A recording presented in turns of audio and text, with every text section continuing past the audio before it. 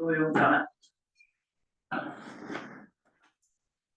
Okay, welcome back to the regular meeting of the council. The date is Tuesday, September 16th. Time is 7 o'clock. And with that, there is nothing to report out of the closed portion of the meeting. So I'll move to adopt the agenda. Recommendation is to adopt the regular agenda. It's September 16th, 2025. So a motion to adopt the agenda. Okay, seconded. Do I have a secondary to adopt the agenda? Okay, I'll put up my hand. All right, any amendments, questions? Yeah, Councilor Cunliffe. I'd like to bring up under new business, a request to put the tree policy that we passed last meeting on next agenda. We've had some correspondence trickle in about that. Now the residents have had an opportunity to actually read through it. There's a little ambiguity in there that I think we could perhaps have a bit more of a fulsome discussion on, so. Sorry, that's under new business. Under new business, no, a request to have that brought to next meeting. Okay. Yeah. Okay, any other amendments to the agenda?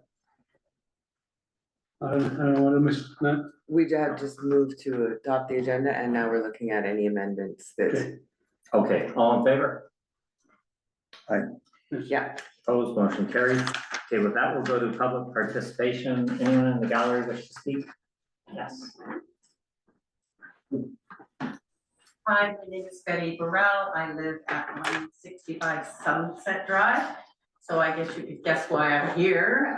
It's about this new bylaw about the snow removal. I would really think it would be great if you folks could readdress this or reword it. It doesn't seem to make sense because you put the streets that are at the highest level in the village on the last level of snow clearing. And I'm sure if you've ever been up there in the winter, you will know that it gets a way more snow than down at the waterfront. In fact, the waterfront often doesn't get snow. We get a lot of snow up there. So like, I'm just wondering, like, what about emergency vehicles? What about getting home? This kind of thing. And so it just does not seem to make sense to put these higher level streets on the third level. So I don't know if you could speak to me now about that or. Okay, Mr. Blackwell, CAO will speak, put his hand up, and then we'll go to Councilor Abbott.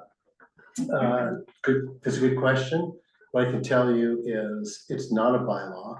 It's just an operational policy that Public Works relies on in order to, it's about managing risk. So what does that mean? All it means is they're codifying in policy what they already do. So it sets the minimum standard that will reflect if one of the staff people isn't available or the truck breaks down or any scenario that could interrupt the normal operations. It protects us against liability. So how does, excuse me for talking, but how does that make sense if you're, you're worried about liability? I mean, if people can't get out in the higher, elevations, I would think you would be up for some liability there. And it's just it stands to reason. We get way more snow than Lower Lions Bay or Brunswick Beach. I can see prioritizing Lions Bay Avenue where it's steep, but when it gets down to the flat part, well, turn around and come and plow Sunset Avenue or Timbertop. So what I was trying to explain is there's no change. Well, then maybe the bylaw or the proposed operational wording needs to be changed because it does seem to come across that there is a priority because there's 3 levels. So what I'm trying to explain is what's in that policy, that administrative policy, is what currently operations has been doing for the last chunk of years. So there's no change. Well, maybe they should change At all. So how they manage ice and snow removal now with this policy is how they've always done it. So it's sort of codified in a policy. Well, So there's no change to service. Okay, sorry, we're gonna have you put your hand up. Councilor Abbott put his hand up, and we'll go to Councilor Abbott, and then we'll come back. Okay. First of all, Ross, I don't actually agree with you. There's been no change. because previously we never had a policy that said the tertiary streets would only get plowed if resources permit. Right, all streets were treated equally, and the operators used their discretion. And high streets like Sunset got plowed earlier because they had more snow. So there is definitely a change. I would like to put forward that we come back at the next meeting and reconsider this policy, and council it's up time to think a little bit more about it. It doesn't make any sense that Lower Lions Bay Avenue should get plowed before one of the other higher tertiary streets, where you are creating greater risk because there's snow when there isn't on Lions Bay Avenue. So I would like to think that we give some thought to what the residents have said. There's another one that's written in as well in correspondence, all in the similar area. And I'd like to say that we should reconsider this policy and potentially look at that wording in the October 4th meeting. Okay, folks, we're well past the 2 minutes. Can I put We that will, motion? yeah, I think Councillor Abbott has brought something that is useful, and we'll bring this up at the next meeting. We'll put it on the agenda and we'll have a discussion. Okay, if you'd like to take the podium, you've got 2 minutes if you'd like it. I'm Sharon. I live on Sunset, also 140. And we had a block party, and then this came up, and we all live when it snows, we wait for the snowplow to get up to our street to get up there, and we also wait for the snowplow to come down so we can go. And people have to wait to go to work, and there's more snow up there because there's a belt, and it snows a lot more than even say Timber Top. And I, you know, like a lot of us are elderly and we are scared because we have to get out of this village. And if it's snowing, we just can't stay home. We have things we have to do, maybe go to the doctor's, hospital, whatever. And I don't understand why they have to do the bottom line. They should start at the top and go down. And I was just so upset about this whole thing that I decided I'm going to go buy myself another vehicle.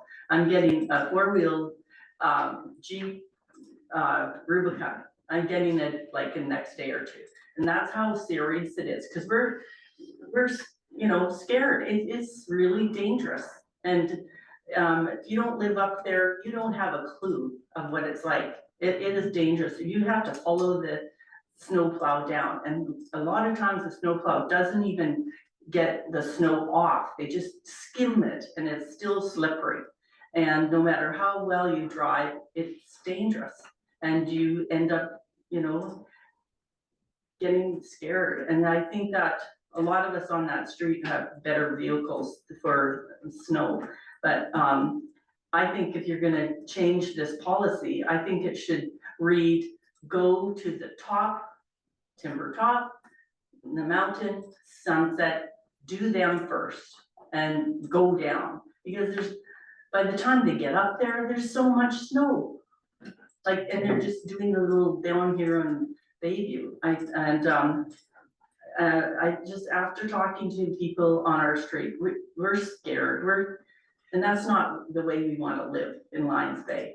Okay, Sharon, thank you very much. Councillor Abbott has brought this up. I'm sure this will be on the next agenda and we'll have a fulsome debate. Do I need a motion for reconsideration? Ross, do we need a motion for that? No, you don't. It'd be good if the Public Works or the Director of Operations was here, because he would explain how this works. This one's just Well, on the next We meeting. can have a discussion. You can We'll put a go to the report, next staff will meeting. put a report Can't together. hear back here. What was that? Sorry, the staff will have a discussion, put a report together, bring it to the next meeting. Okay? Director of Operations Councillor will be Abbott at has the next suggested meeting. that and it makes sense. Anyone else in the To be gallery? clear, we're bringing it back for reconsideration because it's already been approved, right? That's what I'm asking for. Okay, well, you can discuss that and staff can look into whether it needs to be reconsidered or we just bring it as a new item. Okay? Can I All ask? right, anybody else on? There's somebody up there on the- Yes. Yeah. We have two. Okay, people we're in just the asking in the gallery first and then we'll go to Yes. the online. meeting. You will go Okay. online. Crystal. Okay, Tamara? That's Tamara. Okay, Tamara, you have 2 minutes. Okay, great. Good evening, Mayor and Council. My name is Tamara Leger, and I represent Lions Bay House Concerts, a community-based social enterprise that proudly serves the village since 2015. Over the past 10 years, we've hosted 129 events featuring 331 touring artists, welcomed over 5,500 attendees, and held more than 22 community concerts at the Lions Bay Community Hall. At each of those events, we've relied on the hall's kitchen lounge area as a green room, a secure space for performers and crew to store instruments and gear and prepare privately before performing. This is not a luxury. It is a contractual requirement for our touring performers and a critical part of our operational setup. For our next community concert on November the 15th, 2025, our rental was paid in full on May 26th and verbally confirmed months prior to that, based on the long-standing agreement that the kitchen lounge green room would once again be available, just as it always had been. However, we were only recently informed with no prior notice that this space had been converted into an ESS, Emergency Support Services storage, reducing the usable area by roughly 75%. The kitchen is no longer functional as a green room. The only viable alternative that the staff found for us, which is great, is the upstairs meeting room, which I think some call the Historical Society room, which is the only space that can now meet our operational needs. It offers the privacy and capacity needed to fulfill our artist contracts and maintain a safe, workable setup. Importantly, for the August 3rd, 2025 concert, Village Administration provided the upstairs meeting room as a make good to accommodate the same function. That was the right decision, and it set a precedent for fair and reasonable operational flexibility in light of unexpected facility changes. Although I don't know why such construction was a surprise, we had no prior notice, but we did appreciate the flexibility in lieu of notice. Okay, Tamara, We now I'll have, ask you to bring it to a closure. yes, so the problem is we need the same accommodation for the November the 15th concert. I had booked it. I had confirmation this morning from Jordan at reception that yes, indeed, we were on the books. And then later this afternoon, like 2 hours prior to close, about 2:00 p.m., I got a response email from her saying that Ross directed me to bring this to council, to get direction from council, and to also tell me that the room is now slated for construction and would not be available on November the 15th. And I Okay, really, Tamara, you're past 3 minutes. I'm gonna ask you to wrap it up, please. so I would like a motion from council, or I request that council approve the use because it's, I mean, I have a contract. I have a contract with you. I have a contract with performers. I have 80 plus guests already booked in to come and see this concert at the community hall. And you've just given me notice that we don't have a green room. And I've been directed by staff to bring this operational to council, this operational. Okay, Tamara, thank you. Before we move on, I'll ask Mr. Blackwell to respond, and then we're gonna move to the next person speaking, okay? Mr. Blackwell. Yeah, thanks. So I did have a conversation with the admin person today. They raised the issue and they said November 15th is fine. Let's keep it as it was, no change. I said, but you have to remember that staff do not have the legal authority to waive bylaw requirements. So going forward, if anybody wants something that requires special consideration, staff can't do that. They would have to appeal to council, and council would have to choose to waive a bylaw provision. But to reiterate, the message that I provided to admin was that let's keep November 15th the same as the August date, so no change.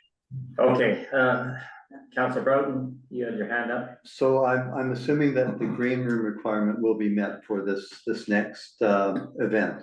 That's my understanding. Is that right? Mr. Blackwell,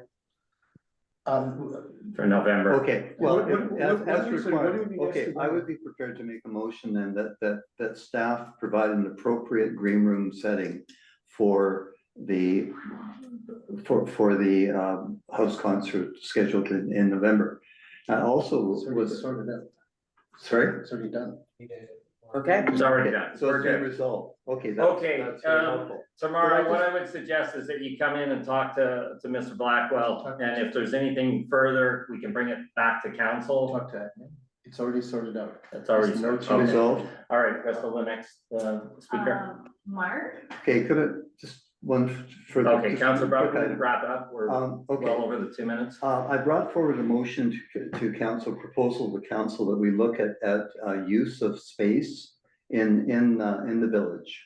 And with the concern that the space in the kitchen was removed. It's removed as an operational decision. I did not feel that it was in fact an operational decision, but council in its wisdom has chosen to assume that it is an operational decision and to not pursue looking at use of space within the community.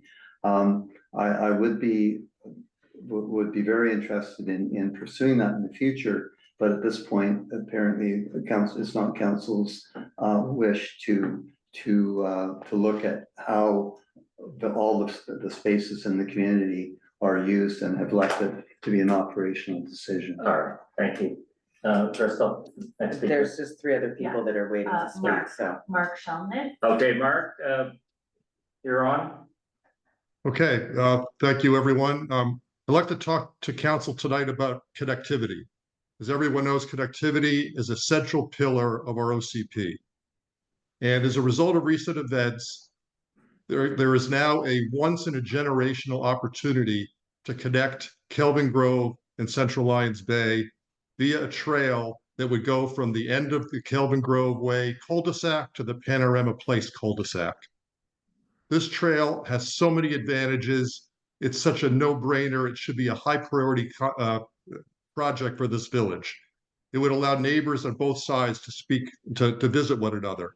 It would allow Kelvin Grove side people to walk to the village store, to walk to the cafe and get their mail. Students can actually walk to elementary school. Hikers can walk across the way and pick up the trails. It would keep cars off the road. It would alleviate parking problems. And maybe most importantly, it would create an escape route, an evacuation route in the event of fire or other natural disaster on one side or the other.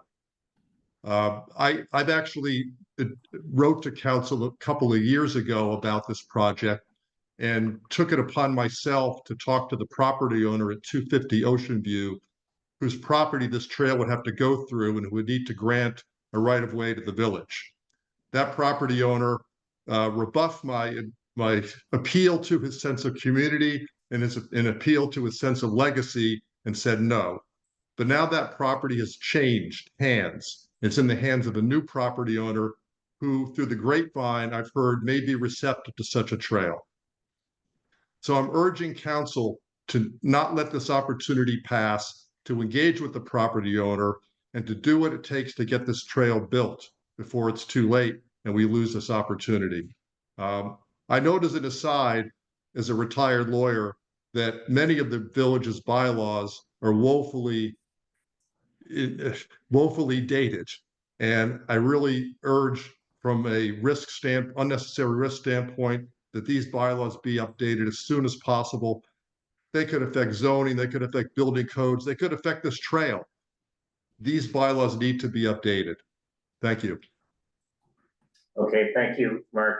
Any comments, Mr. Blackwell or others? Councilor Coniff? I believe we asked staff to look at, because there's already a pre-existing easement between Upper Kelvin Grove and I don't know if it's Panorama, but the trail had been grown over and the homeowner had sort of claimed it as their own yard. And I believe the Trailblazers had approached them to try to open that trail up years ago and were met with resistance. So if we could ask staff to, again, it's on the map. So whether it's this new opportunity or the one that exists, I wholeheartedly agree that we need to connect the village. Okay, Councilor Broughton, you had your hand up. Yeah, no, I think we definitely need to pursue this as at the earliest possible time. I think that it is correct, there is a right of way, but I believe that there's an issue getting across the creek and some part of the property anyways. I don't want to get into that at this point, but it's a bit more complex than I think you're saying, but it has been something that villagers have been seeking and supporting for literally decades. So, and there is an opportunity to pursue it, and I just think we should pursue it. Thanks, Mr. Blackwell, anything to add? No, I think that was eloquently stated. As an urban designer and planner by trade, I would say that mobility is critical, and every opportunity to facilitate mobility and modality options is good. It uses greenhouse gases, it does all kinds of things. So wherever there's an opportunity to facilitate that, and I can bring that forward to council for consideration, I certainly will. Okay, Mark, thank you very much for that. I think it was well said, and I know the, sorry. I think I had my hand up, also wanted to comment, but fine. Okay, go ahead. No, Go thank ahead. you, as long as I get chances. No, go ahead. I just wanted to say, so this is one area, there's been another area at the end of Mountain that's been considered. The Trailblazers have been involved in that. There's been a lot of work into the connectivity in general. So when you're looking at not just this one project, I suggest you speak out. John Daly is probably the best person to tell where they all are. They've all been mapped. The issues, which ones need stairs, which ones are easy. There's been a lot of effort and time put into this work. Okay, If I could, Mr. Blackwell. Just a wee comment. This sounds very much like it could be one of council's priorities for its priority setting session. For strategic planning. Okay, Mark, I'll wrap up. Thank you very much. That was well said, and I have also been, as I think others have been approached by that property owner, and he's very amenable to doing what he can to facilitate a trail. So I think this is certainly a priority for council, and it should be put on the list. So thank you. Thank you. Okay. Uda has her hand. So Uda has her hand up. Okay. And Crystal, you Yeah, can also. yeah, we're gonna go. I've been receiving a text. If you can look, I think Dennis Welsh is on the list and he's asking to speak, and he can't find the hand on his controls. Yeah. Can you just look for him and let him speak? Okay, Crystal's gonna let people in, and so Crystal. The only thing you need to consider is by your bylaw, you have 10 minutes to do the same. So- Right, okay, we're gonna give 2 more speakers. Do we have 3 up right now? We have beauty, and I don't see that name, Counselor Abbott, but someone could be under like an iPhone guy. Okay, we'll do 2 more speakers and then we'll move on. Generally, we only allow 10 minutes total, but obviously tonight we've gone a little over and it's been well received. So Crystal, open it up, please. You too. Uta. Uta, Hello, can you hear me? Yes. we Yes. can. Okay. Thank you. So I'm Uta Phillips. I'm the president of the Lions Bay Arts Council. And I just wanted to comment on an item that I happened to see on the agenda. I was surprised to see this item on the agenda actually, since we've already corresponded with council on both of the issues that are mentioned. And that would be the mural underpass at the underpass, and also the Lions Bay Beach Park artwork. Lions Bay Arts sent correspondence to all of council on both of these issues. And Rebecca Montgomery, who is involved with the mural, has also done so. We explained, and Rebecca explained, that the decision not to proceed with these particular artists and this mural under the overpass or underpass, whichever way we want to say it, was not something that we could undertake, because the budget had really moved from 50 to 60,000 to about close to 100,000. And the financial risk involved with that, since the maximum grant that was available to us was $75,000, we weren't even sure that we would get a maximum. It would leave a sizable differential in terms of trying to get this work done. We also felt in some respects that spending $100,000 on a mural didn't really feel quite right for the community, and that there were lots of other options that were more modest but equally beautiful and would enhance the community. So we are pursuing those kinds of options, and we would be back to council when we have an idea of something more concrete with respect to that. The other thing was that I wrote a letter to council regarding our interest in facilitating the artwork for the Lions Bay Beach Park washrooms. because without the artwork on the washrooms, it would be a sorry little building on the beach. So that artwork is absolutely required as far as we're concerned. We did receive an email from Councillor McLaughlin in response to our letter to council indicating that we should begin the process of obtaining estimates to do this work and check back with council once this was done. We would also then be able to outline the process further to complete the project. So we've been instructed to do that. We are moving forward to do that, and we would let council know once we have that information. I just Okay, if I could please ask you to bring it to a close. I'm going to do that. I just want to say that we have a 15-year record, Lions Bay Arts, of providing arts and culture opportunities for Lions Bay. And we have the skills and the experience to execute and deliver this project. So I would hope that council would have the confidence in us for us to proceed. Okay? Okay. Councilor Broughton. That's it. If I could clarify, it was put on the agenda in order to, in fact, share the information that you've just shared. So thank you very much. You've done the work that I was hoping to pick up on that agenda item. So thank you. You very eloquently laid out all the various those letters and where we are with this. Thank you again for all your work to do with this. Thank you. And for the Lions Bay Arts Okay, Council. Crystal, Thank you. next speaker. Thanks, Ethan. Hello, this is Dennis Welch. Can anybody hear me? Yes, we can, can, Dennis. Dennis. You can?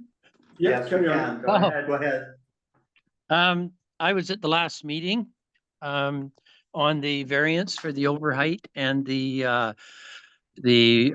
property line. And I want to say thank you for letting me speak. My name is Dennis Welch. I live at 400 Bayview Place, right next door to the proposed project for the variant revisit. I attended the last council meeting, and out of frustration, I vented quite loudly, and I wish to apologize to council, the mayor, and anyone in the audience at that time. It was inappropriate, I realize, but frustration. Prior to your last council meeting, I had received an official letter from the village informing me of a variance to allow overheight building and a property setback from my neighbor's property that was going to affect me also. The letter said I could come to council meeting and speak and have our concerns met and addressed. This means the whole village, not just me. I am just a homeowner of 30 plus years in Lions Bay who was unaware I had to register to speak on this topic. So I didn't sign in when I came. So that's part of my fault, I guess, not being aware. It might be something that would be worth announcing to people when they do come. I feel this whole process was rushed and approved without any chance given to myself or other residents of Lions Bay to voice concerns on how this decision will affect the whole community of Lions Bay going forward. When challenged at the meeting, I thought it was a counselor, but I guess it was a administrator, mentioned that this was approved based on a bylaw. Well, it's not a bylaw to do overheight. It's called a variance. So this was a decision council made. Nothing out of a bylaw made this decision, from what I understand. Going forward, I am requesting that this project be put on hold temporarily till the next meeting so I have a rightful chance to voice my concerns for myself and everyone else in our community. There's been several people that have come to me that had saw the meeting and thought exactly my thoughts. They are worried about a two-story building, which if there is not another building on that property, it would be considered a home. The owner did mention to me at my house that he wanted to put a suite in upstairs, but he was going to have it as an office to start with. All this is the start of laneway houses or cottage houses on people's property. This will be the first one, in my opinion. Is this your future vision? I would like to know for all of us, to have two-story overheight suites, coach houses, lane houses, just like Vancouver. Have we lost sight of our small community and why we moved here in the first place? And I thank you for your time and letting me speak. Thank you very much, Dennis. And I think perhaps welcome. at the next meeting, Thanks, Dennis. if there's something that can be put on the agenda or discussion, perhaps that's where we should go on this. So I don't know what you would want to discuss, the process followed the statutory process. Okay, so what I would suggest, because we're already into this for half an hour and a 10-minute process, is that perhaps something comes from staff explaining how this unfolded and either giving residents comfort or we relook at something in the future. But I don't think we're going to debate it right now, but I'll go to Councillor Groton and Councillor Abbott, and then we can move on with the meeting at hand. Otherwise, we will run out of time this evening, as we have done many times. So Councillor Groton and then Councillor Abbott, Councillor Cunliffe, you had your hand up. Okay, just to follow up, Mr. Welch, I indicated at the last meeting that I asked you what how the confusion occurred and asked you for a copy of the letter and you didn't have it, so I sought a copy out and shared that with all of council. The letter did indicate that you should come at 6 p.m. to speak. You did arrive at 6 p.m. We were in close, you were sent away, you came back at 7. I recognize your frustration and I appreciate your apology for your behavior at the end, at that time. I really do mean it. I'm hoping that as a result of this, there will be more clarity in terms of how people can access and provide information. So I think we'll just look at the the operational side of this in terms of how people can be better informed as to how they can input. Okay, Councillor Abbott. Yes, I agree with Dennis that this is good precedent setting, and that concerns me. We have turned down these types of structures before. I agree that this wasn't a variance height, this was adding a story. I went back and looked at the bylaw and the reason it gives a 3.65 meter height to roof height, and it refers to slopes of roofs. This was meant to be 1 story. To increase it by another 3 meters, almost doubling it, and adding a second story, I think is not something which should be given variance. I think it's a wider issue.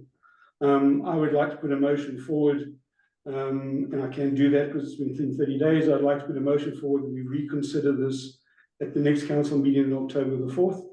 And then we get some more fulsome input from people, because I think it's wider reaching than one property. So I'd like to put that forward, and if I have a second. I'll second. Okay, discussion. I'd like to see a report from staff on this, and like to look at what the process has been. I don't think reconsidering is required at this point, but so and I'm not sure if would you be eligible to put that motion forward, because I believe you voted against this. You would believe me correctly. And I checked the minutes. There's no minutes, unfortunately. So I Right. checked the recording. Right, I clearly do not vote against it, you did not vote against this. quite clearly. Okay. No, I believe it was With- unanimous. Okay, Mr. Blackwell, any comments? Yes, I can tell you that the development variance applications I've dealt with for 30 years. This is a boilerplate process. It's set out in statute. You guys are moving into very dangerous territory. If you go down this route, I must caution you that you are well in the zone of litigation. You do what you're gonna do. My recommendation is, once you've passed that variance, you had all the information, you followed the statutory process, there's no legal basis for you to revisit the application. And you are opening the municipality up to more problems. So the question around land use planning, I would argue that the zoning bylaw does permit 2-story buildings. It depends on how you construct them. So this is about the type of ridge, but you know what? I can advise you as a professional planner that has done this across Western Canada for 30 years. You can choose to listen to my advice or not, but That's my advice. Mr. Blackwell, can you put that down in a bit of a report so that as Councillor Broughton says, we can look at it and consider that? Well, I did explain this in a comprehensive email that took several hours to write for council, but if you would like me to spend more time, I'm seeing a lot of reports starting to materialize on this agenda. But if council would like me to walk through the sort of the legal process and statutory process around development of variance permits, which do not provide for public hearings, as I set out in that email, they're not authorized by law.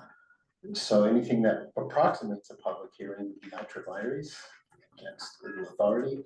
So my recommendation to council is, with respect to statutory processes, follow the law, keep it simple, follow the rules.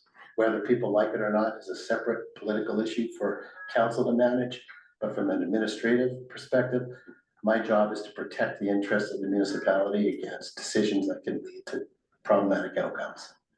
Can I, Yeah, may I Councillor Conlon? suggest that the email that you provided to us, you just provide in the next agenda for the public to be able to digest? And I believe we have coming up in 10.1.4 in the regional context statement, another opportunity for a discussion about development, housing options in the village that will cover, I mean, we already do allow for coach houses. These things do already exist. We could talk about it then, but that topic is coming to the public for public consultation. So it's an opportunity for everybody to Okay, be informed. you had your hand up. We'll go to Councillor Abbott and then we'll call a question. Bear in mind, we have not got into the meat of the agenda, so we're likely going to run out of time to continue at this pace. So one final comment before we call a question. I believe council should reconsider this. I believe we made a mistake. And we did not approve coach house. We approved an auxiliary building, which is not allowed to be 2 stories. We just made it 1 story higher than it's normal. Even though the tenant, the person that the applicant had said in the future how to use as a coach house. I think we should explore this type of structure. I'm not saying we shouldn't have them. We should explore them as part of that OCP review. Should we explore them then? We shouldn't be doing it on a one case basis, especially since we've actually rejected other applicants, people applying for the same thing. So I would leave my motion on the table. I would hope council would support me, and we can come back and reconsider this. So I suggest you call the question. Okay, I will heed the advice of our CAO. So all in favor? Yes. Opposed? Okay, motion defeated. Okay, it seems we'll need more discussion in that area later. Okay, with that, we'll move to, is there any other speakers? Number 6, delegations, none. Approval of prior minutes, none. Business arising from minutes, none. Unfinished business action log. Any items that councillors would like to pull? I'm sorry. There were no minutes, but there were a number of items that were discussed on the minute in the meeting that the minutes have not yet been made available. So, and some of them are somewhat time sensitive. So, I would be interested in having items that have arisen from the minutes, even though we have not yet received them. Okay, So Mr. Blackwell, I'm understanding that is a how would we very, handle it if we've got no minutes and we want to discuss something? As much as I would like to be able to assist you in doing it, I have to take you back to the rules. And unfortunately, as good as that might be, I can't tell you that that's a legitimate thing to do. Okay. All right, we'll move to the next item, unfinished business action log. okay, I accept the rules. Sorry. Thank you, Councilor Bob. Okay, next item is action log. Any items that councilors would like to pull out specifically? I would, well, first of all, I just generally, So we've got an action log. In order to move our agenda forward, I would suggest that we pick any item specifically as opposed to go through the entire list. So Councilor Adam, okay, what would you I like? would like to make a general statement that a lot of things on this action log that are a year old or heading for a year old, there's someone who, I think we should, in the next meeting, can we please clean them up? We can't just leave things ongoing forever. But the one I'd like to pick up on is 341. This is where we were going to get some article clerks to help us with rewriting bylaws and policies, and the action before doing that was staff were going to source quotes. I don't think we've seen quotes, but it would seem to me this action is what's actually going on at the moment with the revisiting of all these policies. So my question is, are we going to get the quotes, and can we see those first before we go spend any more unbudgeted work? Okay, Mr. Blackwell. Thank you. So if I heard your question correctly, the bylaw matters coming before council now are time sensitive issues.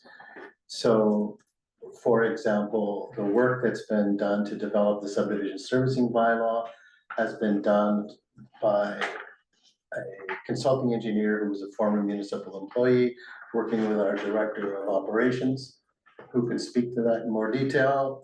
We are preparing to bring forward a building bylaw up. It's a complete rewrite, so there won't be any redlining on this one. That's been worked with directly with Lidstone to develop that. The other matters that are fairly straightforward, to save money, we're not relying on lawyers. To do something more comprehensive, it takes a lot of work at the staff level to set it up, to be shoveled over to consultants. All the bylaws that need to be done include the OCP, which is 2008. OCP should be done at the most every 10 years. So it's well past its due date. The zoning bylaw needs to be updated, etc. So if council wanted to take a run at all of these, you could expect a bill for all of your bylaws in the order of about $250,000 to $300,000. And that's not even what we're talking about in OCP. So what I've been doing is been trying to triage this and bring forward what is most pressing, and trying to sort of manage that against staff time and the cost. Sorry, Councilor Abbott, is that your phone or mine? Yeah, my phone. My Turn phone's the buzzing. buzzing off on that. Well, it sounds turned off, that's why it's buzzing, so guess if I turn the sound on and then people will call me. It's not gonna work. Put my phone on bed, how's about that? All right, sorry, where were we at? I had my hand up. Yeah. Ross, I heard what you just said. I'm just going back to this item. First of all, our legal budget for last year considerably blown, orders of magnitude times more than what we approved. We had an action here to staff to source quotes to update bylaws and policies. Whether there's in-kind work or not, there's still budget that is unapproved that we continue to be working on. I'm asking, are we going to do this? Are we going to get a budget to do all these updates? That was the request in May 20th.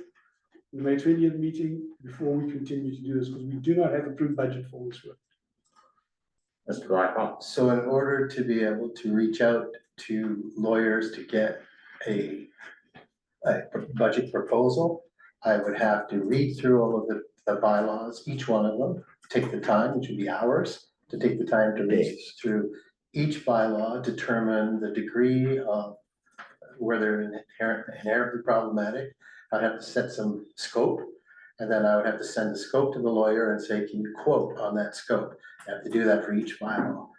And so is that something that needs to be done? Absolutely needs to be done. But there's only so many hours in the day, and what I'm trying to do is respond to the things that are most pressing. These bylaws need to be updated, make no mistake. It's on my radar, but I'm trying to parse it out in a way that makes it actually achievable.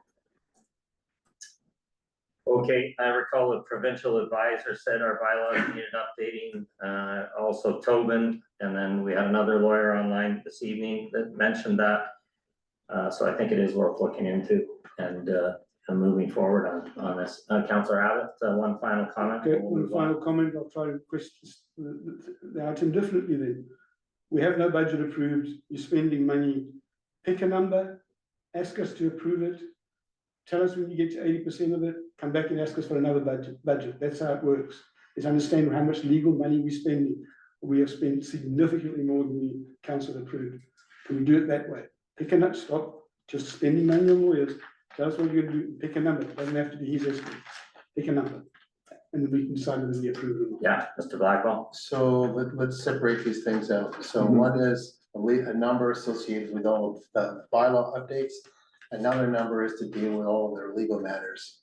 The legal matters is an issue that is to a degree out of our hands, but we every year put forward a proposed legal budget for council's consideration. I can't give you an order of magnitude cost for the bylaws. I don't know how many bylaws and how much work.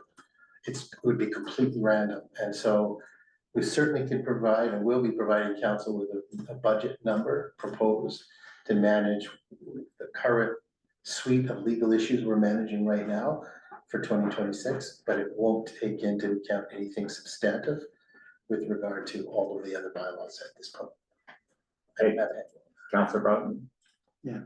Will we be releasing what the legal costs have been spent on? Is that part of the review process or?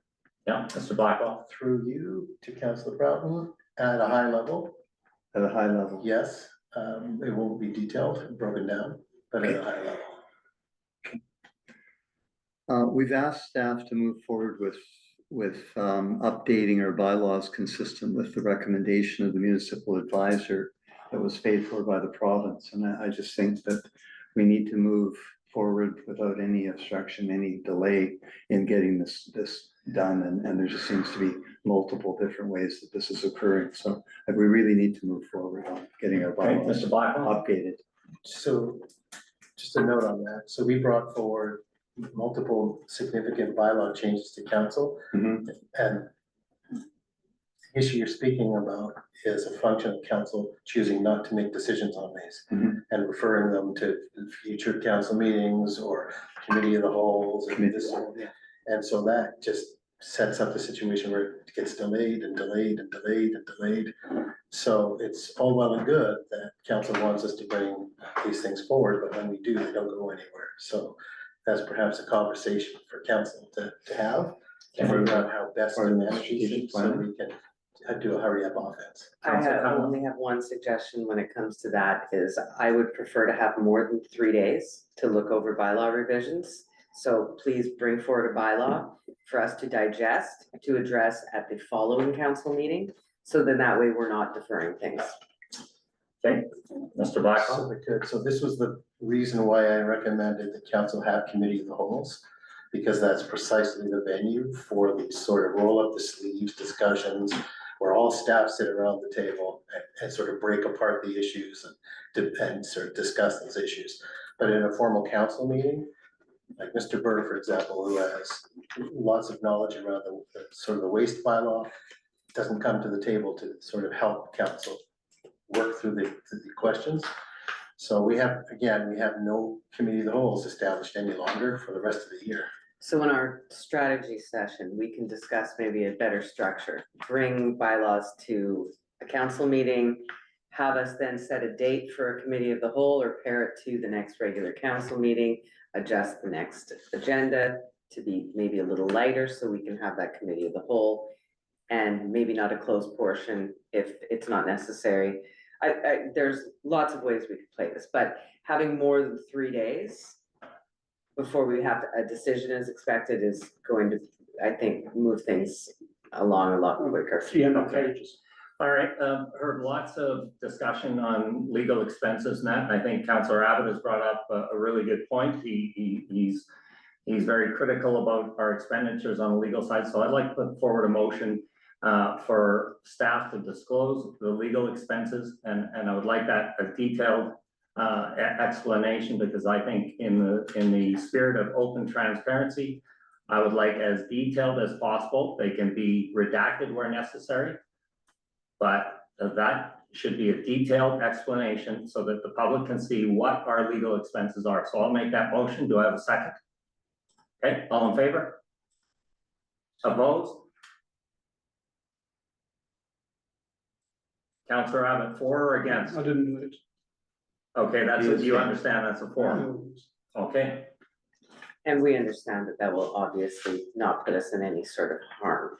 Harm's way, yeah. redacted only, details as detailed as we can get them.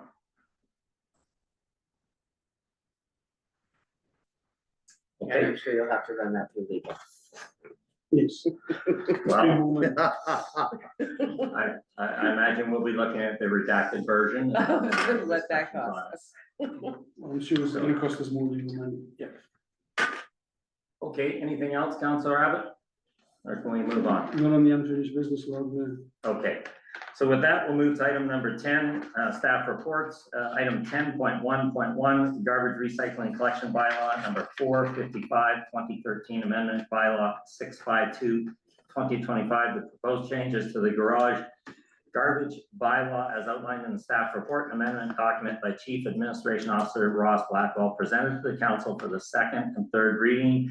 The motion is that council grant the second and third reading to the garbage and recycling collection bylaw number 455, 2013, amendment bylaw number 652, 2025. Do we have a motion?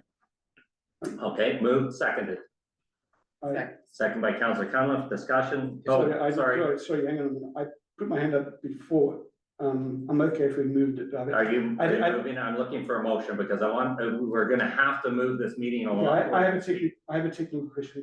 We don't have minutes. Okay, We don't have minutes. no, we've moved it, we've seconded it, so now it's debate. Okay, I'd like. I'm gonna move to Mr. Blackwell because he wrote the report, and then we'll go around the table and we'll start with you first, Councillor Abbott. Okay? Can I beg you, and I'll just let you speak first? I want to speak something. We're speaking to a motion because we're already So can an hour you into please this, allow us, Councillor Abbott. if you allow us just to talk and finish. But unfortunately, there is a format, there's rules to speaking. Okay, we don't just interrupt things, okay? Okay, So we have a motion on the table, it's been seconded. Mr. Blackwell, you made the recommendation, please explain, then we'll go around the table and we'll start with Councillor Abbott first.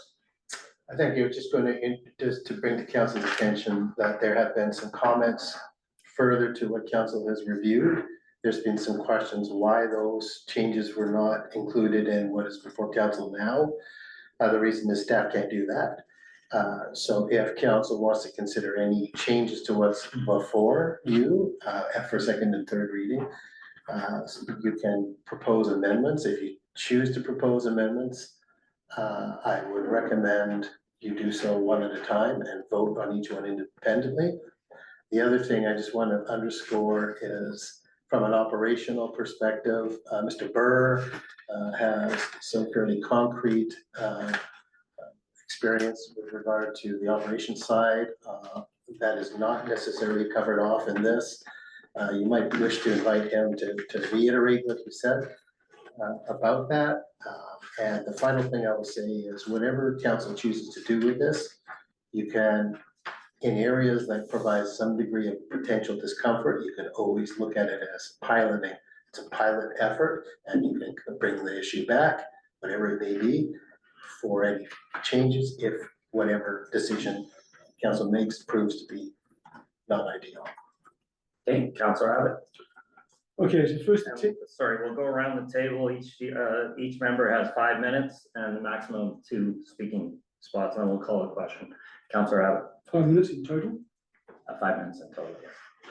Okay, my technical question. The last meeting, this was up for a first and second reading, but it only got read once. But it was read once as first and second reading. So I don't know how many readings we had, but now we've got a second reading tonight, which seems problematic to me. We can work out how you want to deal with that. My amendment to the amendment is, can we make this the second reading?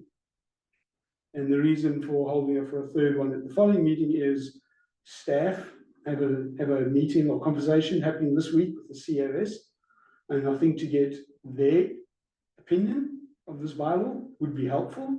And I think we should be able to get that opinion reviewed before we adopt. And I don't want to go to a third reading, to be defeated, to go back to the adoption, that just becomes messy. So my first motion is, can we make this the second meeting for those 2 reasons? Okay, just before we vote on that, can you clarify whether we had a first and a second? Because here we've just made a motion to have a second and a third. If I may, the original motion was for first and second. It was amended for first reading only with changing the fees to 500. So, and that was carried. So it was just a first reading. Okay, thanks for that clarity. Mr. Blackwell. Thank you through to Councilor Abbott.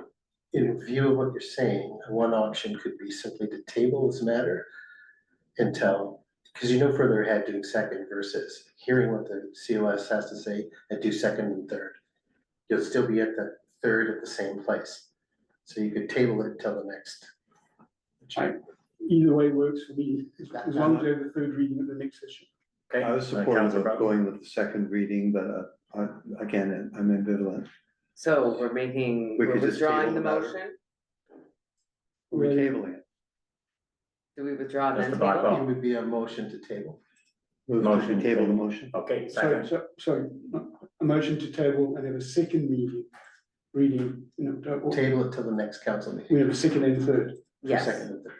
Okay, seconder for the motion. I'll second. Okay, all in favor? Aye. Opposed, motion carried.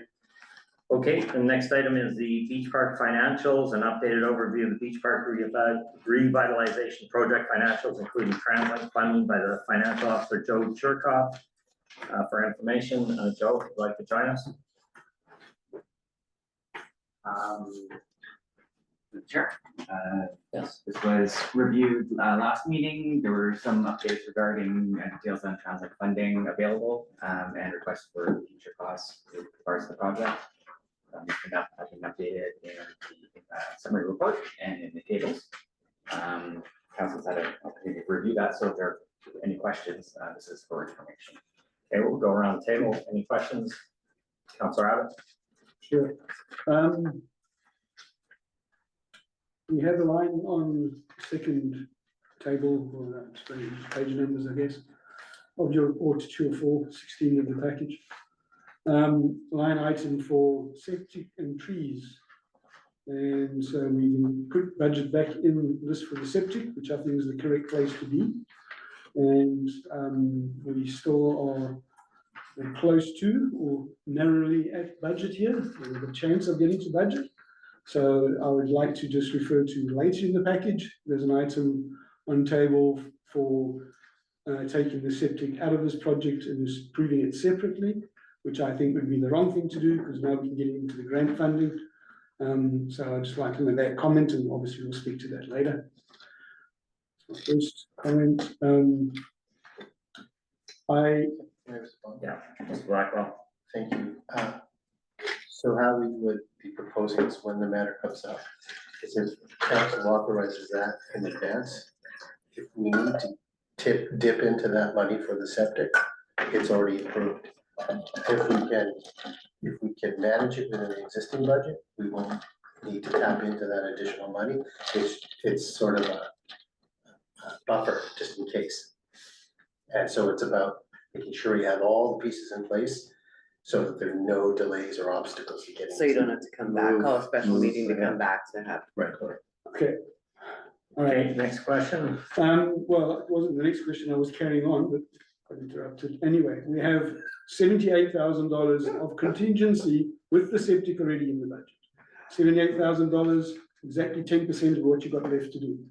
I would suggest that we don't need to add another contingency outside of this and incur budget for taxpayers. We should manage it. If we can get to this number, great, fantastic, the project's back where it should have been. So that's what we should do. And the only other thing I'm questioning is that I don't see in here is the landscaping and pathways. Are they hidden in one of the other numbers, or is that to follow? That is in septic and trees. There are some minor costs in there. So septic, trees, pathways, and landscape. Okay. Okay, Mr. Blackwell. So the pathways in particular are for the WIT funding. Yes. Right. But Just to clarify. and so we can draw on the WIT funding for whatever we spend on pathways. Yeah, that's already in this table. It's already in the budget. Okay, any other questions? Anyone else? Okay, Councilor Broughton? Well, I'm sorry, were you asking? If there's any other Councilor Abbott, further questions? Okay, yeah, I have questions or observations. First of all, the play structure, there was $27,824 raised privately in Aaron Moore's name. And I just want to make sure that the goals and the involvement is not lost. I have mentioned that to the architect, and I just want to make sure that Aaron Moore's the goals of that fundraiser are realized in the construction of the park. So, and we can deal with that in a separate item.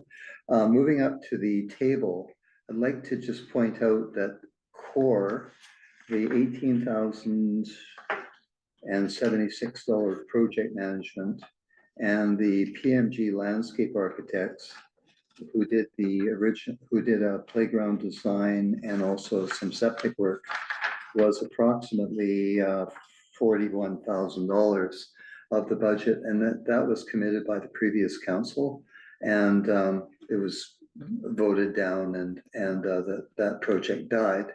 The Lions Bay Beach Park Committee was then struck, and Millennia Architects and some other work, something in the neighborhood of about $35,000, I think is the total from the Lions Bay Beach Park.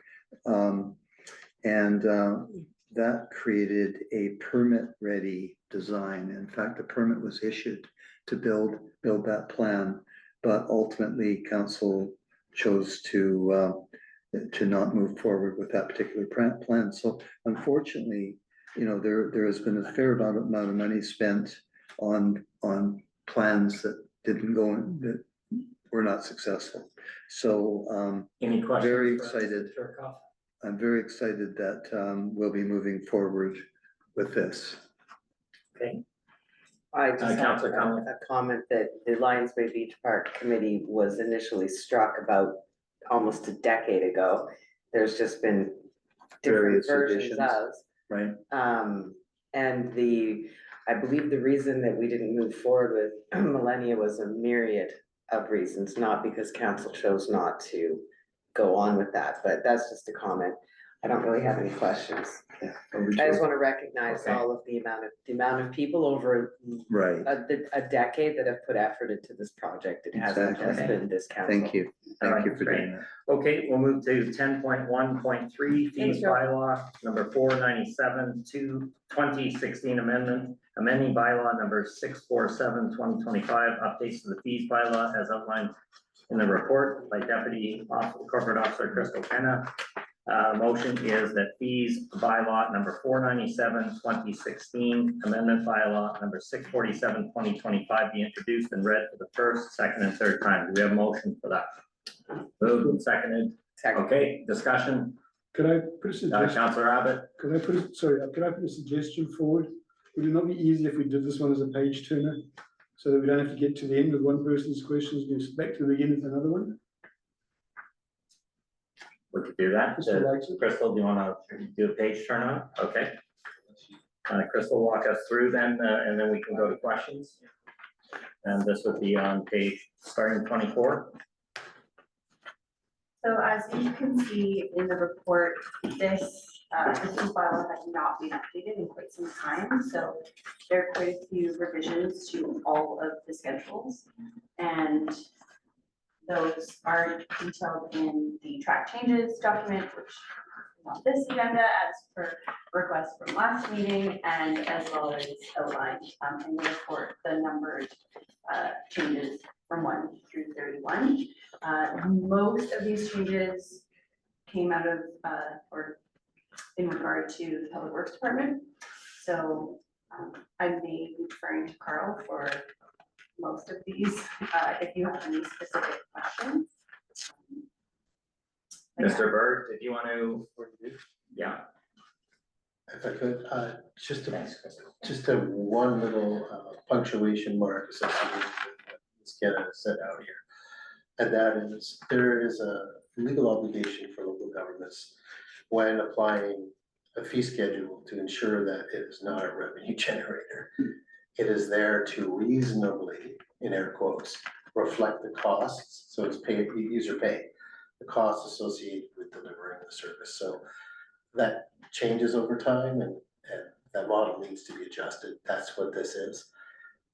But the murky water, and it's not defined legally, is it can be used as another income source.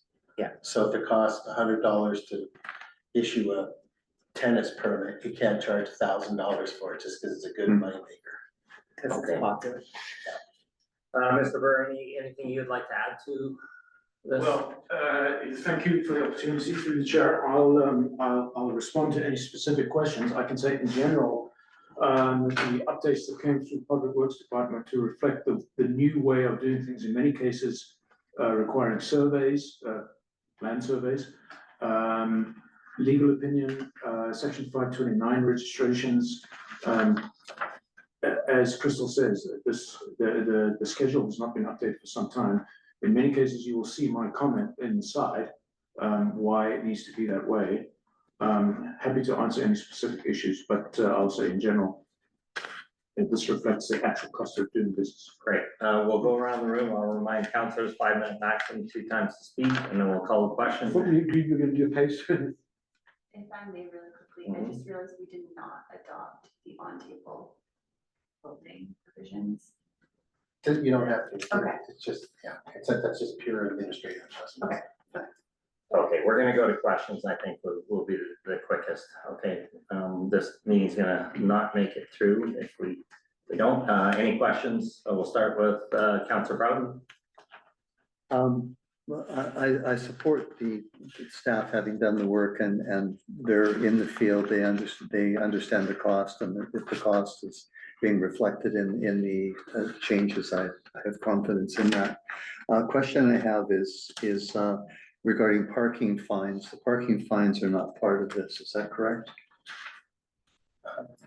Sure. Fees, I see Correct, because parking If costs. I may, through the chair, Yes. my understanding is that because they are part of the parking bylaw, they're not.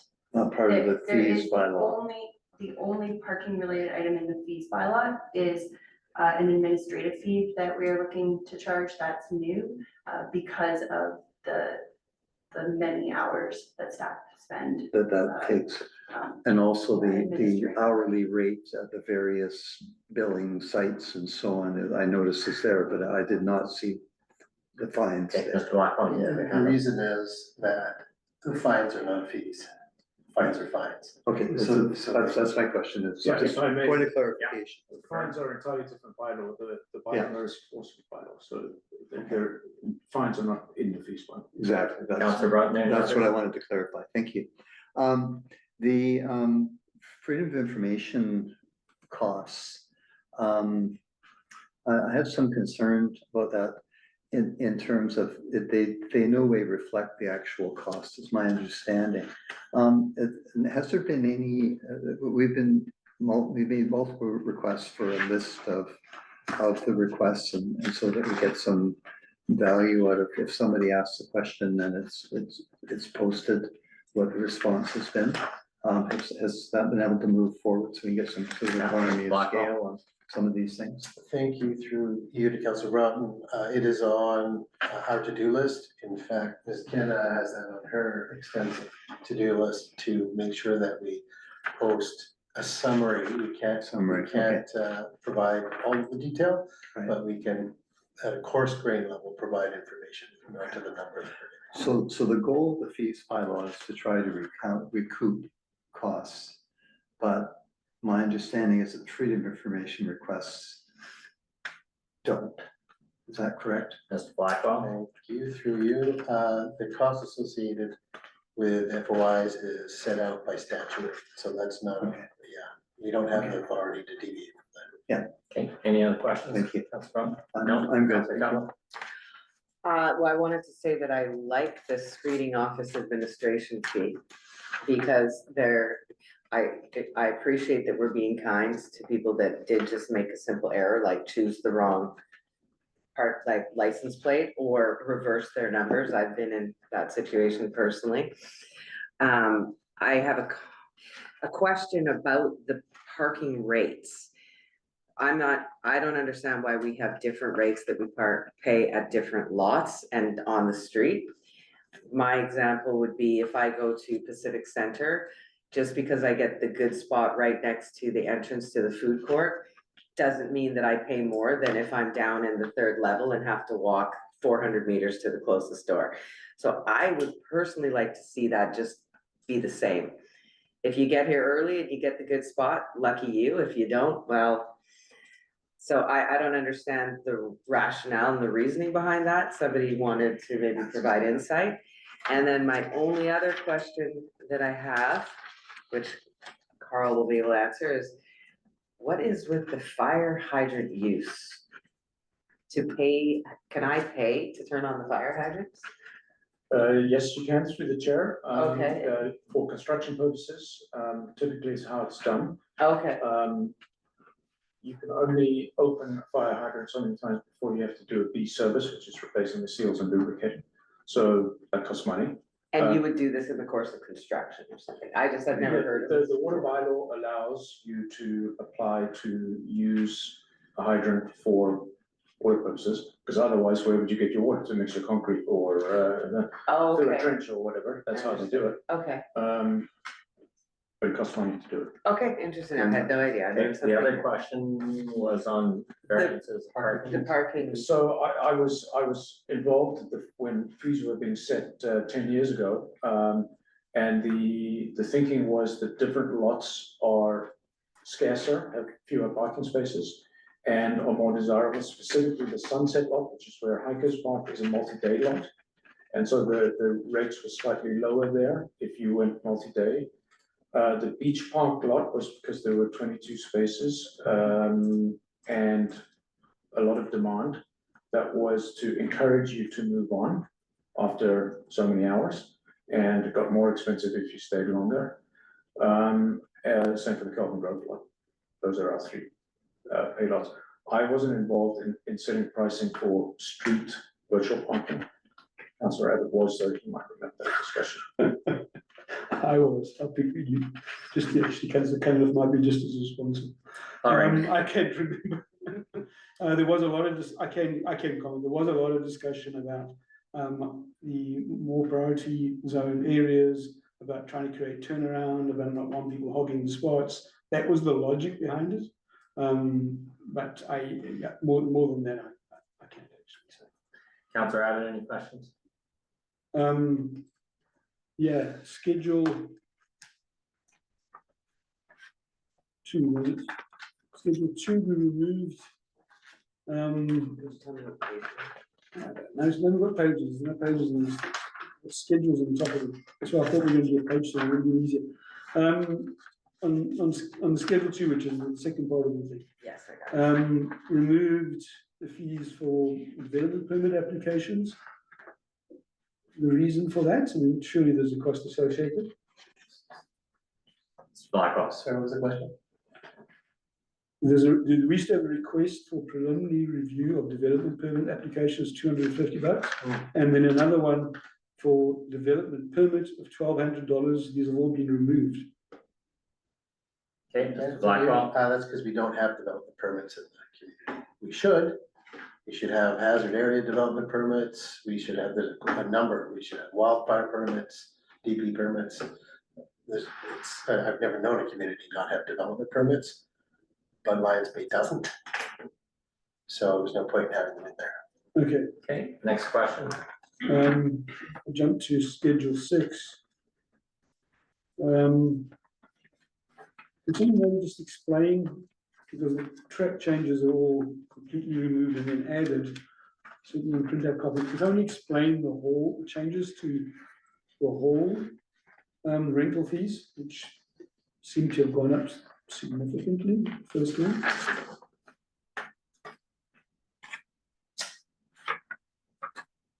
I'm reading this. Blackwell. I can't, I don't know if Ms. Kenna can speak to that or not, but all I can share with you is the admin team looked through this specific section in particular. They looked at it all, but this in particular, they wanted to make sure there was a lot of discussion about how best to deal with this, recognizing the importance to the community, etc. But there's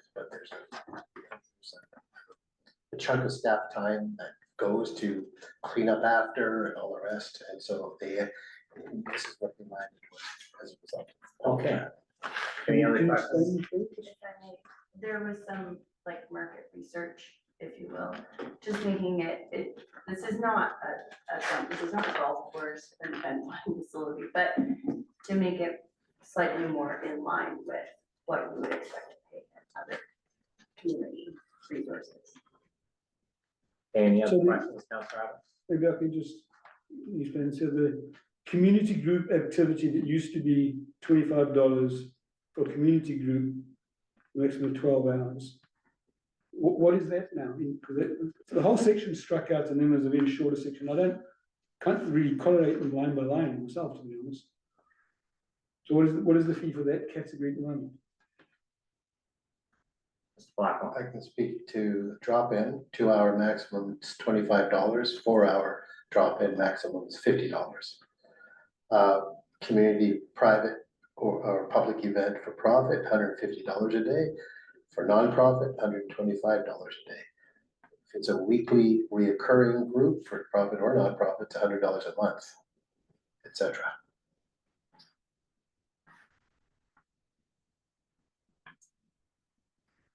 Okay, any other questions? You have about a minute left in your time. I'm just thinking of some of the community groups that use it, and I know the ones that apply for grants get it in kind, but some of the others used to be able to use it for $25 an ounce, and so they can do that anymore, but okay. Okay. All right, I'm gonna suggest when we get the agenda handed out, often there's going to be questions that come up, and you can reach out to our CAO, and maybe he can answer some of these questions offline, and that way when we come to council, we get a little bit more decision-making time. Okay, all in favor? All right, opposed? Motion carried. Okay, next item is the regional contact statement, report by Chief Administration Officer Ross Blackwell. I could before I go there, did Councillor Abbott wish to be reported to post? He was for. Put my hand up for 4. Oh, I beg your pardon, 4, sorry. Unanimous. Okay, 10.1.4 regional contact statement, report by Chief Administration Officer Ross Blackwell on the proposed updates to the regional contact statement, RCS in the Village of Lions Bay official community plan. The motion is that council grant first, second reading to the Village of Lions Bay official community plan bylaw number 408/2008. Amendment bylaw number 653/2025 to update the regional context statement. And motion that the council direct staff to schedule a public hearing for the proposed OCP amendment in accordance with section 466 of the Local Government Act. So 2 motions on the table. The first one, do we have a motion for that? Okay, second by Councillor Cunliffe, discussion. Okay, Mr. Blackwell, give us your background on the recommendation. Thank you. So this is an amendment to the regional context statement as solicited by Metro Vancouver. Why Metro Vancouver is opening up the RGS for these revisions now is because of the recent 2023 legislation brought down by the province with regard to housing. So most of those bills don't have any application to us, to the municipality. However, we still have to update the RCS. So what I did that. So there's no material change whatsoever to the content, existing content in the OCP. What I did to make it look like it's a new RCS is I just tidied it up. I improved some of the language, simplified some of the stuff, removed redundancies, blah, blah, blah. But the pith and substance has not changed at all. And the reason is because there's no need to change it. Okay, we'll go around the table, and once again, you have the opportunity to speak twice, then we'll call the question. Councillor Brown. As we're asking our staff to update our bylaws, and this is required by the province. I think we just need to move forward. We definitely, whether we fully support the, development, no development, whatever, the language is such that it's, we're working towards meeting objectives, et cetera, et cetera. It's not committing the village completely. But I certainly think that we should be at a time when we need the support of Metro Vancouver and we need the support of the province, and we're seeking that in multiple different ways, that we need to be not sort of flying in their face when they're asking us to simply update our bylaws. So anyway, I totally support us just going ahead with this. Okay, Councillor Conlon. I mean, there's a few things in here that we could discuss, but I think it would be better discussed if we bring it to a public hearing. So is it necessary to do 2 reads to bring it to a public hearing?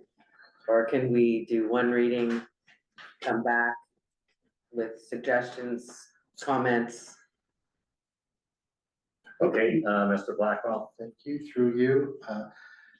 So there's no change to what is in the existing OCP. So my recommendation is keep it simple.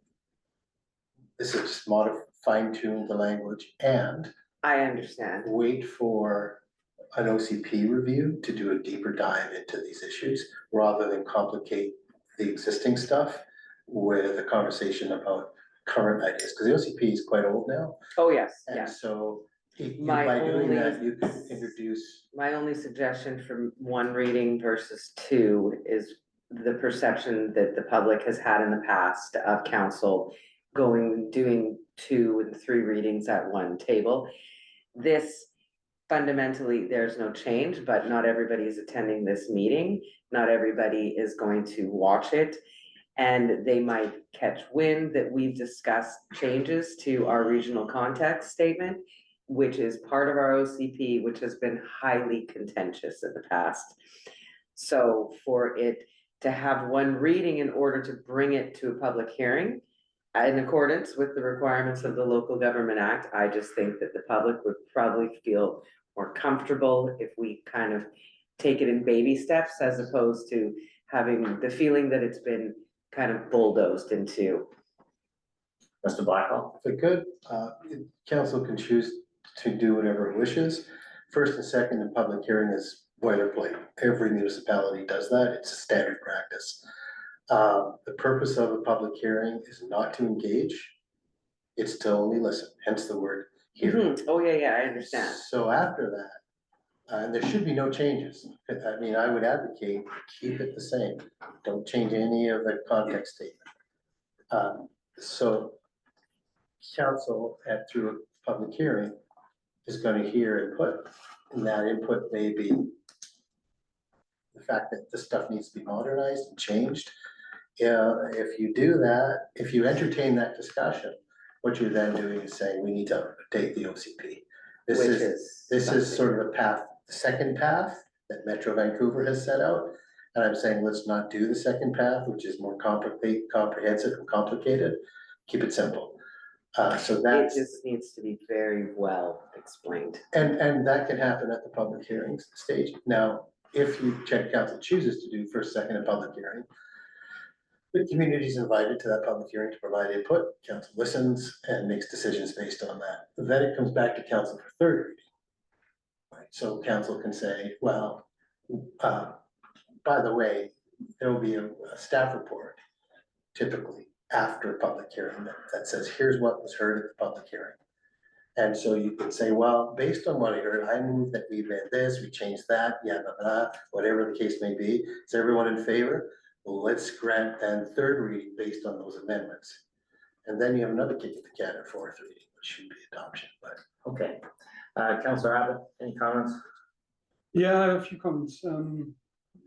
One comment on how these meetings go, I really think it would be better if all the council spoke, and then we could defer to staff, rather than the staff interact with every council statement, which is a personal opinion. It would go a lot more efficiently, because a lot of things I was about to say, responded to with Jamie.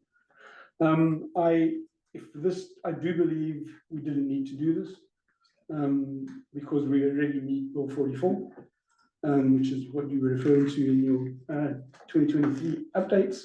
We already need it, because we have secondary suites, so we meet that condition. If there was nothing to change, I'm not sure why 90% of the words had to change. We could have just left it the way it was, and it would have looked like no change. There are several kind of words that get used here that one wonders where we're trying to go with this. There are changes. So gentle densification gets used as densification becomes intensification at one point. I'm not sure what we're trying to intensify, or if even are trying to densify. Those are kind of statements we didn't use before. We said, this is what we would consider, this is where we'd like to be, and we didn't make any statements that can somehow be commitments. So I think we changed more than we needed to. I do support the idea of one hearing, and I disagree that we're not meant to engage. I'll remind everyone, the 7 core principles of public participation means you listen, you take into account, and you're allowed to affect your decision. That is, in effect, engagement. It even uses the word engage. So I don't necessarily agree with that. The other thing I'd like to point out here is that this community has got really good buy-in for this previous RCS. And it came about the time when we moved outside the urban containment boundary. I'll remind everyone, we had a have your say. 489 residents, or 489 residents, 500 residents with a 91% kind of agreement. It was huge. It was, it was a lot of input. When the previous regional context statement was done, it was done in a town hall. The mayor at the time described it as 12 people evenly split. I think if we are going to make changes like these, we need to allow for some public participation. We need to allow for engagement. And if we really didn't need to change it, then let's just write back to Metro and say, hey, we comply, world's good, because I think we've changed quite a few things. Okay, Mr. Blackwell, you had your hand up. Thank you. Yeah, I am of the opinion that we are required, even if it's to sort of reconfirm. So my advice would be, yes, we are required. I've written a lot of these things. I would tell you there's no substantive change. I would also share with you, with due respect to whoever wrote this existing RCS is poorly written. Not to say mine is some superstar, but it is.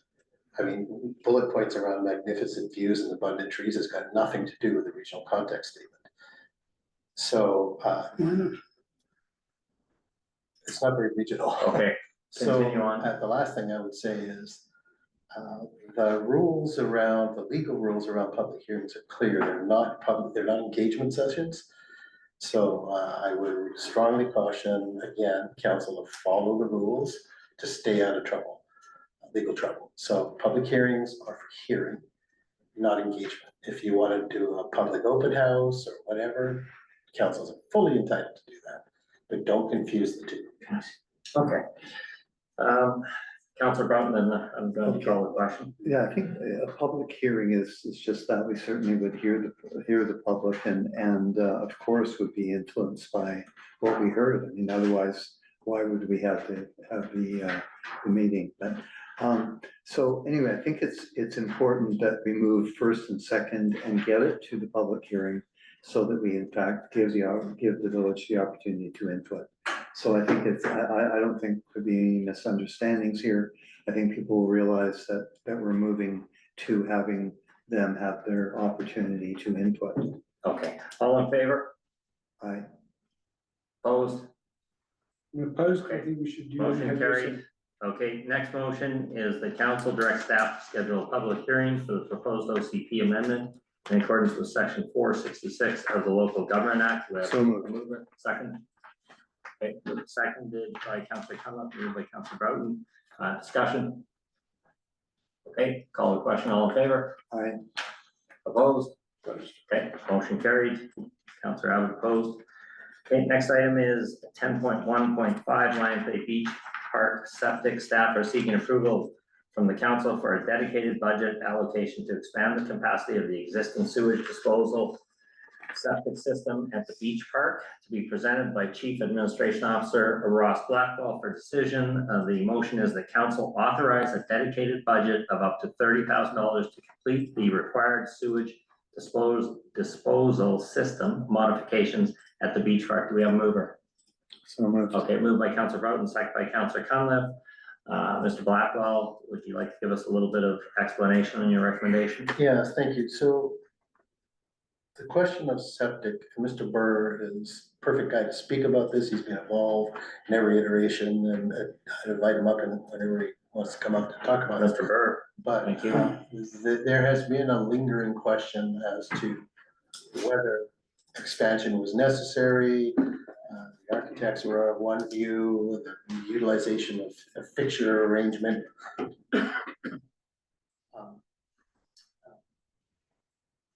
Influenced sort of a shift in that. Recently, last week, I believe it was confirmed finally that no, we have to upgrade the system in order to accommodate the proposed use as it's going to be with the number of fixtures. Mr. Burr's been working diligently with regard to securing numbers and trying to problem solve these questions. So back to the question around budget. The discussions up to tonight were quite clear in my mind that there was insufficient flexibility in the budget to accommodate this. And in order to remove any potential glitch in delivering this project, which is now going to be delivered in theory by the end of December, it's good to have this buffer. If we need to draw on it, it's there to draw on it. If we can manage it within the context of the existing budget, no harm, no foul, it doesn't get spent. So with that, perhaps I can prevail upon Mr. Burr to talk a little bit more about where it came from and why we are where we are now. Mr. Burr. Thanks, through the chair. So, depending on where you believe various costs should fit inside and outside the tent, we have to upgrade the wastewater, the on-site wastewater disposal system at the beach park. This has been known since the 2022 design. Design was actually prepared and is in fact reflected erroneously as being in the ground in the current design. Current design also overlaid the first of two tanks. The current design that's in the ground right now is a 2014 design. When they were preparing to do a 22 design, they installed the water meter, which only ran through the washroom, which then represents the water that's going to drain.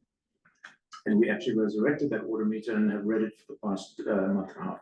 You see the results in the graph presented. On the strength of those numbers, the original designer of the 22 septic system, who is Chris Engineers, one of my favorites. You can't say that out loud. Well, it's because we have already used them.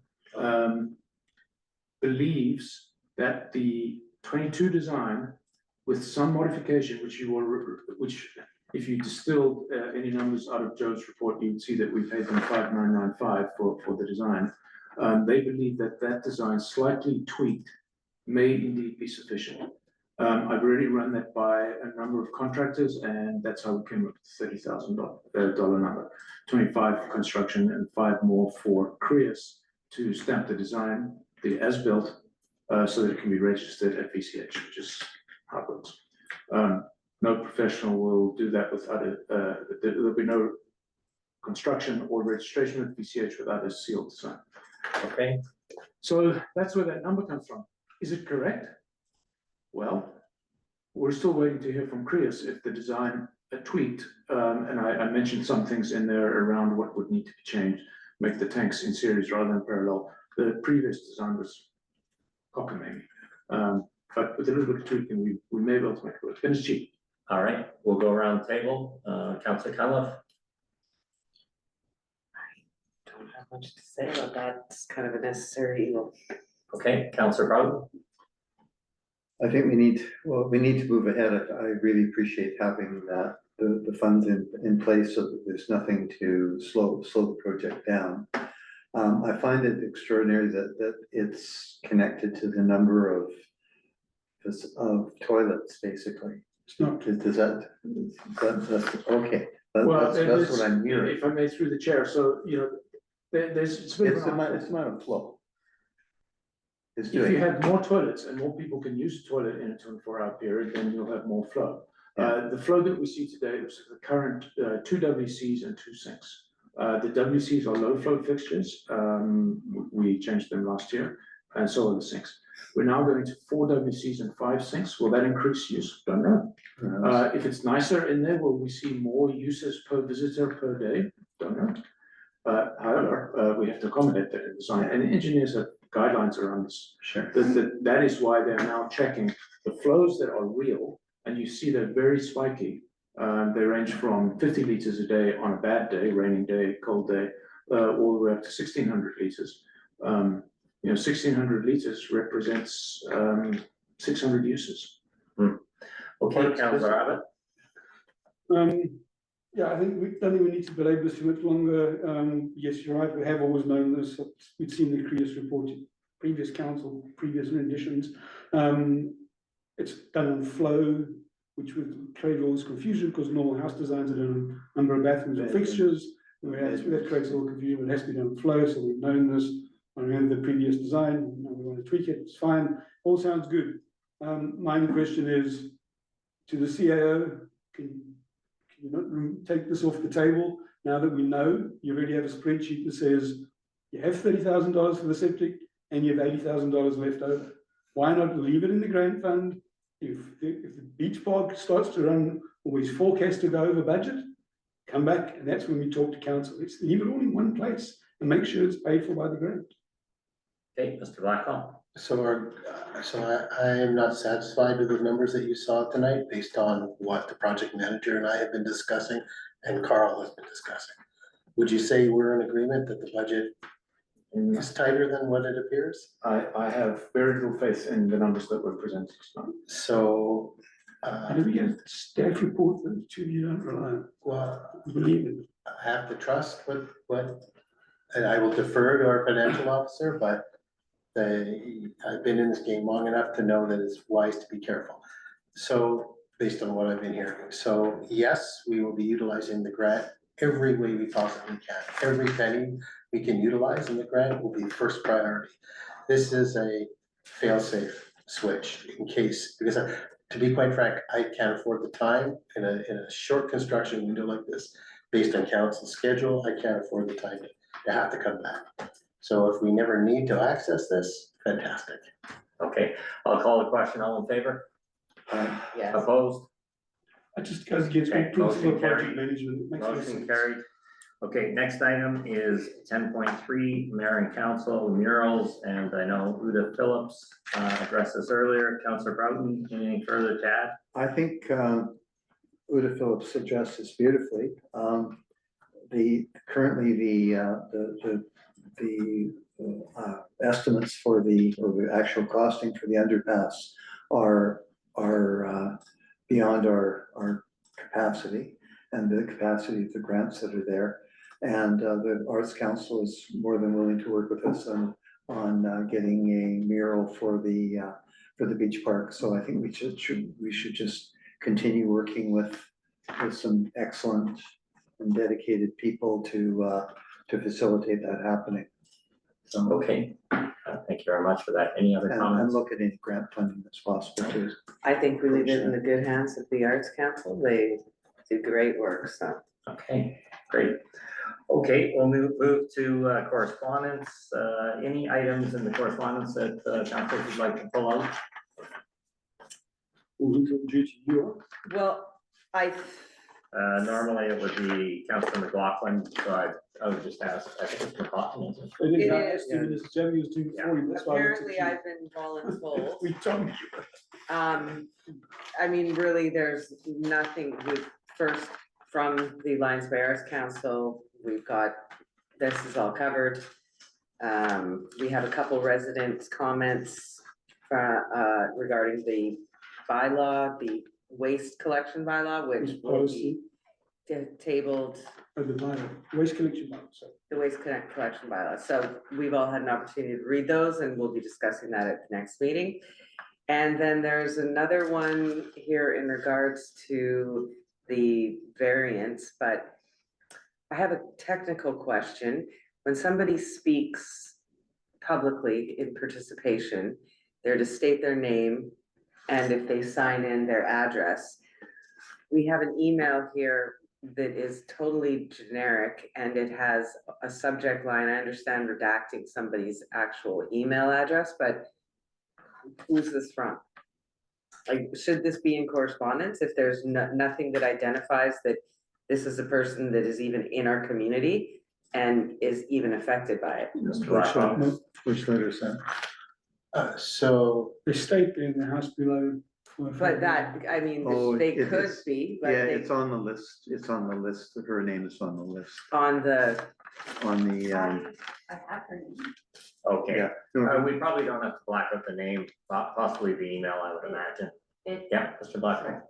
So to that, so this sort of reveals what I've been expressing to council. There are two sorts of communications to council. And not everything should be coming to council table. It's only those things that council want to speak to or make a resolution on or announce to the community should be brought forward from its correspondence to a committee meeting or council. Everything else is for council response. All council read it and somebody responds to that individual. So the council would do better when you're reviewing the stuff to determine which category it falls in. That way you make sure that what comes to the council to the table reflects stuff, information that needs to be part of the agenda for a decision or action or declaration or anything. Mr. Blackwell, I think early on in this administration, it was passed that everything would be dealt with, everything would be on the table, and I think that was contrary to what you had suggested, but unfortunately, that's what was called upon. So now we bring the correspondence out, and it's probably best if we just say, is there any items that we want to highlight as opposed to going, because at one time we went every single letter and it takes a half an hour, and as we know, we run short of time. and I do think that if people really want to be on the record, then they need to engage in public participation. That's the best way to ensure that it's being reflected for everybody to hear. So anyways, we're still just ironing things out. All right, so we'll move to public participation. Anyone in the gallery like to speak? Before you do, Yes. can I just bring to your attention that Mr. Berner being here before you adjourn can speak to the details, operational details of snow and ice clearing that might sort of allay concerns in the community for those that are online and listening. So before you adjourn, you might wish to invite them to the table. Okay, we did support that. Yeah, I'd He love was that, not but here. I think people were expecting We can do us that to too. speak about it at the next meeting. We can do We that. agreed, we can do it in the next meeting, so. So, And those people are no longer here. yeah, and then they're probably not. Okay, can you do it in a minute or less, Mr. Burr? And then And then can because you we do are it going to again bring next this time? forward. We'll do it at the again next I next think it'd be really helpful. So Ross alluded to the fact that there was an issue around snow removal policy. I'll just read you what I had sent him as talking points this morning. The policy only puts in writing how public works removes snow in the village. The fundamental purpose of snow removal is to provide access for emergency services, and that informs the stated street priorities, which are the same we use today. I'll just look at you all and emphasize that. There should be no expectation that government can ensure all residents can access all roads all the time, especially when snow is still coming down, but we sure try. I'll just emphasize that as well. Yeah. The as resources allow clause is to avoid liability if we are short people or equipment resources. But with the usual 3 plows running, Public Works expects to pre and post salt and remove snow fast enough to prevent accumulation everywhere in the village all the time. If there's no snow on the primary road, we will not plow it. I'll just point that out in case the point's missed. Nor will we wait till there is before plowing secondary and tertiary roads. That would be stupid. I'm just reading what I wrote to us. If there is snow on any road, we are coming within the limits of resources. As always, we don't need to be called to ask if we are coming or if we are aware that it is snowing. We are months, weeks, and days ahead. Okay, thank you very much. We'll move on to public questions. That'll be discussed at the next meeting, so I think that should be sufficient. All right, So we'll public put questions. Putting something to that effect in village update. Okay, online, please, Chris. I'll leave it with. There is no one online. Okay, No. motion to adjourn the meeting? We've already asked. I just had one question. Oh, okay, Did you? to the podium, please. Okay. When I came tonight, there was no parking along here or down below.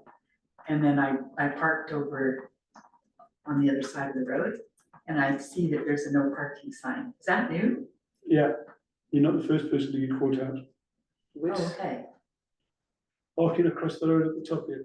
oh, but so event parking along the wall. No, no. You can park there. I did today for Tai Chi and it was the only spot I taped something on my windshield that said at Tai Chi. Okay. So that would be okay to So park you're supposed to there. park along the fence? Along, yeah, Okay. yeah. I hope I don't have to. Exactly. Well, he was. Councillor Brown. Might be okay. Yeah, we used to always park there and it changed months ago, I'm not sure. Months ago, oh, because I. Could Councillor Brown. I celebrate and acknowledge the Tai Chi class, which is now apparently at 28, which I don't know what last year typically was 15, 16 and so on.